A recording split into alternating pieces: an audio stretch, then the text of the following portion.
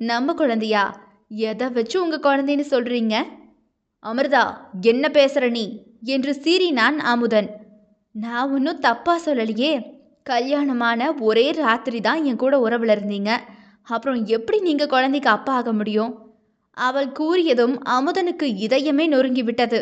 ஆனாலும் இவள் ஏன் இப்படி கூறினாள் என்று தெரியவில்லை அவனுக்கு. சொல்லுங்க, நான் சரியாதானே கேட்குறேன்?